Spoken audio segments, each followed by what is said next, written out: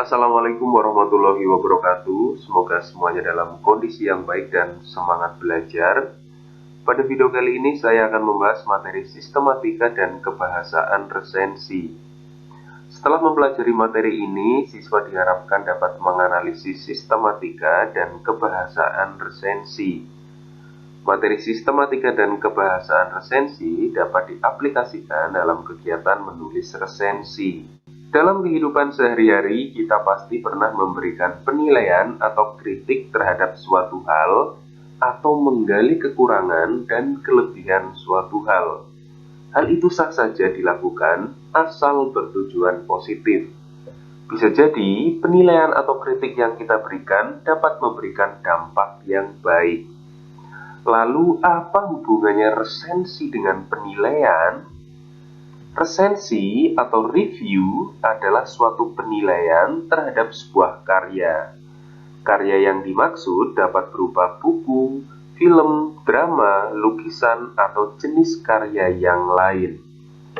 Untuk materi resensi kali ini, saya akan memfokuskan materi pada resensi buku, khususnya buku fiksi berupa novel. Berikutnya, tujuan menulis resensi buku.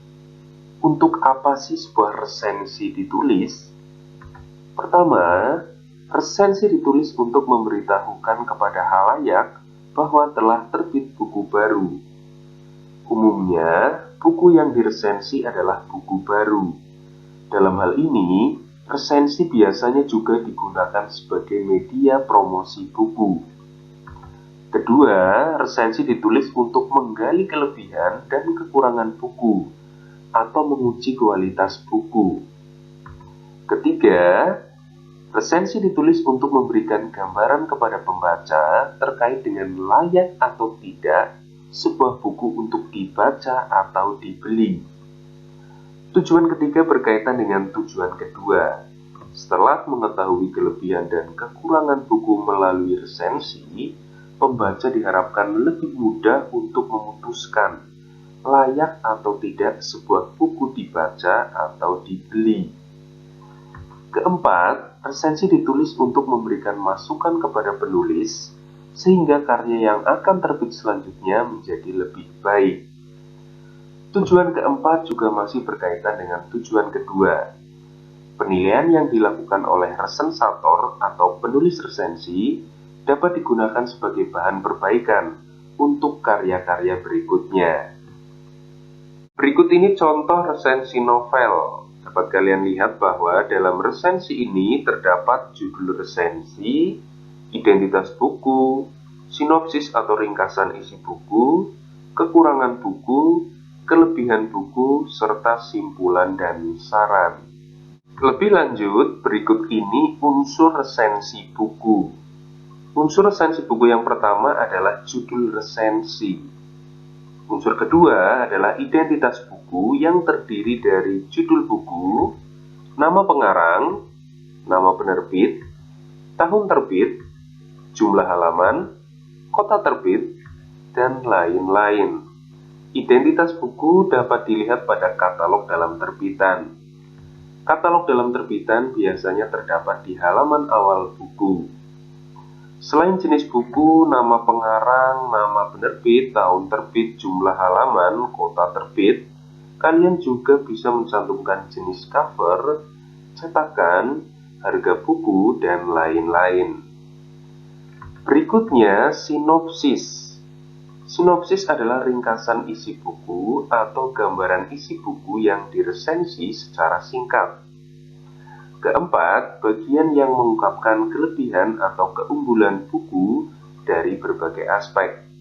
Kelima, bagian yang mengungkapkan kekurangan atau kelemahan buku dari berbagai aspek.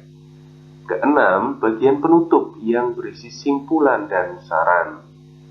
Dalam penulisannya, unsur resensi ini disajikan secara urut, mulai dari judul resensi sampai penutup atau simpulan. Selain unsur-unsur utama tersebut, kalian juga bisa menambahi dengan unsur lain, seperti kepengarangan dan lain-lain. Berikut ini contoh resensi yang dipublikasikan di surat kabar cetak. Bisa jadi kalian juga menjumpai format resensi yang lain. Bahkan saat ini sudah banyak resensi yang disajikan secara lisan. Meskipun berbeda format dan berbeda media publikasinya, resensi buku pasti berisi tentang ringkasan buku atau sinopsis buku yang diresensi, penilaian terhadap kekurangan dan kelemahan buku, dan saran atau simpulan. Berikutnya, kebahasaan resensi. Pertama, resensi banyak menggunakan konjungsi penerang. Konjungsi penerang adalah kata hubung yang berfungsi untuk menghubungkan induk kalimat dan anak kalimat dalam kalimat majemuk atau kalimat yang memiliki lebih dari satu klausa. Berikutnya, konjungsi penerang juga berfungsi untuk menjelaskan atau menerangkan suatu kejadian di dalam kalimat. Contoh konjungsi penerang yaitu bahwa, yakni, yaitu, dan lainnya. Contoh dalam kalimat, Ibu mengatakan bahwa kami harus segera mengerjakan PR. Nita mempunyai seorang adik yang sangat cantik, yakni Malika. Salah satu cara untuk sukses yaitu bekerja keras. Berikutnya, resensi banyak menggunakan konjungsi temporal atau disebut juga konjungsi kronologis. Konjungsi temporal merupakan kata hubung yang berkaitan dengan waktu atau menyatakan urutan waktu. Konjungsi temporal berfungsi untuk menyambungkan dua peristiwa berbeda yang berkaitan dengan waktu. Contoh konjungsi temporal adalah selanjutnya, berikutnya, setelahnya, kemudian, sesudahnya, lalu, ketika, sejak, hingga, saat, dan lain-lain. Contoh dalam kalimat, kami bermain bersama, lalu belajar. Sejak kemarin dia terlihat murung. Berikutnya, resensi banyak menggunakan konjungsi penyebaban atau konjungsi kausalitas. Konjungsi penyebaban adalah kata hubung yang berfungsi menyatakan hubungan sebab akibat. Contohnya, karena, sehingga, sebab, oleh sebab itu, oleh karena itu, dan lainnya. Contoh dalam kalimat, Rina menjadi juara kelas sebab ia rajin belajar. Sungai itu banjir karena hujan seharian. Berikutnya, resensi menggunakan pernyataan-pernyataan yang berupa saran atau rekomendasi pada bagian akhir teks atau pada bagian penutup. Pernyataan berupa saran atau rekomendasi ditandai oleh kata jangan, harus, hendaknya, sebaiknya, seharusnya, dan lain-lain. Berikut contoh pernyataan yang berupa saran atau rekomendasi. Sebaiknya jenis kertas yang digunakan bisa lebih baik. Jangan menggunakan terlalu banyak gambar. Terakhir, resensi menggunakan kata serapan. Kata serapan adalah kata yang berasal dari bahasa asing yang sudah diintegrasikan atau digabungkan ke dalam suatu bahasa dan diterima pemakaiannya. Dalam konteks ini, bahasa asing adalah bahasa selain bahasa Indonesia.